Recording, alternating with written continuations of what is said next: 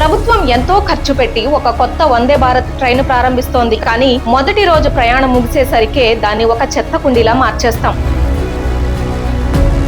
రోజుకు వేల రూపాయలు ఖర్చు పెట్టి 5 స్టార్ హోటల్లో ఉండేవాళ్లు కూడా అక్కడి బాత్రూమ్ లో పెట్టిన ఉచిత షాంపూ, హ్యాండ్ వాష్ బాటిళ్లను ఖాళీ చేసి తమ సొంత బాటిళ్లలో నింపుకెళ్తారు. మన అభిమాన హీరో సినిమా రిలీజ్ అయినప్పుడు థియేటర్ల దగ్గర మనం చూసే పిచ్చి, దాన్ని అభిమానం అనాలా లేక మూర్ఖత్వం అనాలా? పేద ధనిక అనే తేడా లేదు, మనస్తత్వం ఒక్కటే. కానీ ఈ సమస్యకు కారణం కేవలం ఆ పిల్లలు, వాళ్ళ తల్లిదండ్రులు మాత్రమేనా, లేక అసలు కారణం మన సమాజంలోనే దాగి ఉందా?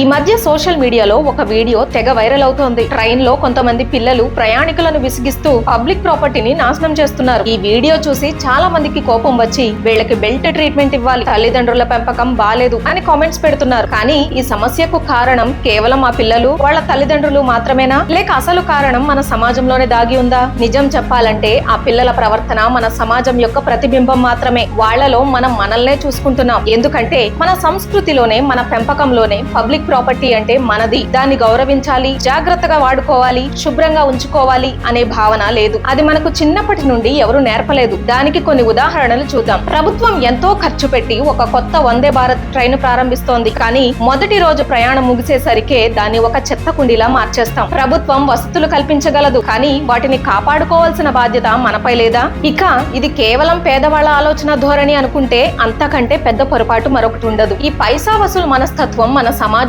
అన్ని వర్గాల్లోనూ పాకిపోయింది. 500 రూపాయలు పెట్టి హోటల్ రూమ్ కి వెళ్తే మొత్తం డబ్బులు వసూలు చేసుకోవాలి అని బెడ్ మీద బూట్లతో నడిచి, దుప్పటితో నేల తుడిచి, ఆఖరికి రూమ్ లో ఉన్న బల్బులు కూడా దొంగతనం చేసి దాన్ని గర్వంగా వీడియో తీసి సోషల్ మీడియాలో పెట్టుకునే మూర్ఖులు మన మధ్య ఉన్నారు. అదే సమయంలో రోజుకు వేల రూపాయలు ఖర్చు పెట్టి 5 స్టార్ హోటల్లో ఉండేవాళ్లు కూడా అక్కడి బాత్రూమ్ లో పెట్టిన ఉచిత షాంపూ, హ్యాండ్ వాష్ బాటిళ్లను ఖాళీ చేసి తమ సొంత బాటిళ్లలో నింపుకెళ్తారు. చూసారా? పేద ధనిక అనే తేడా లేదు, మనస్తత్వం ఒక్కటే. అది మనది కాదు, పబ్లిక్ ది. ఎంత దోచుకుంటే అంత మంచిది. ఇలాంటి వాతావరణంలో పెరిగిన పిల్లల నుండి మనం ఇంకేం ఆశించగలం? ఈ బాధ్యత రాహిత్యం, ఈ నాకేంటి అనే మనస్తత్వం చిన్నప్పుడు ట్రైన్ హ్యాండిల్స్ పాడు చేయడంతో మొదలవుతుంది. కానీ అదే పిల్లలు పెద్దయ్యాక ఈ లక్షణం మరింత ప్రమాదకరమైన, విధ్వంసకరమైన రూపం తీసుకుంటుంది. ఆ రూపమే ఇది. మన అభిమాన హీరో సినిమా రిలీజ్ అయినప్పుడు థియేటర్ల దగ్గర మనం చూసే పిచ్చి, దాన్ని అభిమానం అనాలా లేక మూర్ఖత్వం అనాలా? సినిమా చూడటానికి వచ్చిన వాళ్ళు థియేటర్ల దగ్గర తొక్కిసలాటలు సృష్టిస్తారు, ఒకరినొకరు కొట్టుకుంటారు. థియేటర్ లోపలికి వెళ్ళాక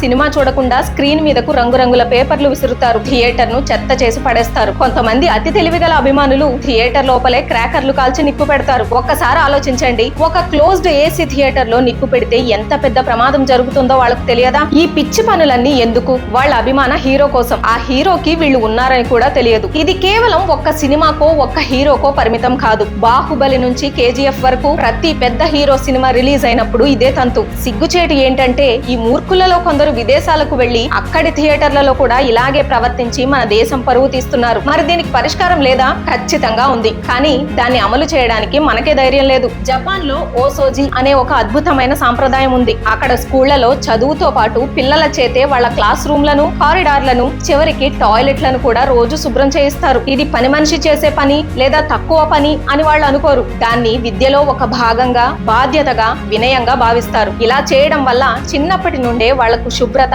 క్రమశిక్షణ మరియు ముఖ్యంగా వారు ఉపయోగించే ప్రతి వస్తువుపై, ప్రతి ప్రదేశంపై గౌరవం, యాజమాన్య భావన అలవడుతుంది. అదే పద్ధతిని మనం మన స్కూళ్లలో ప్రవేశపెడితే ఏమవుతుంది? ఏంటి, లక్షల ఫీజులు కట్టి మా పిల్లల్ని మీ స్కూలుకి పంపించేది టాయిలెట్లు కడగడానికా అని సగం మంది తల్లిదండ్రులు స్కూల్ యాజమాన్యం మీదకు గొడవకొస్తారు. సమస్య ఇక్కడే ఉంది. పిల్లలు చెత్త వేస్తుంటే అరే బచ్చా హే యార్, వదిలే, చిన్నపిల్లాడు కదా అని మనం చాలా తేలికగా అనేస్తాం. కానీ ఆ బచ్చానే రేపు పెద్దయ్యాక బాధ్యత లేని పౌరుడిగా తయారవుతాడు. మరి ఈ మార్పు ఎక్కడ మొదలవ్వాలి? జపాన్ లాంటి పద్ధతులు మన స్కూళ్లలో ఎందుకు ప్రవేశపెట్టకూడదు? ఈ విషయంపై మీ అభిప్రాయం ఏంటో కింద కామెంట్స్ లో చెప్పండి. మన సమాజంలో ఈ మార్పు రావడం అవసరమని మీకు అనిపిస్తే ఈ వీడియోను అందరికీ షేర్ చేయండి. జై హింద్.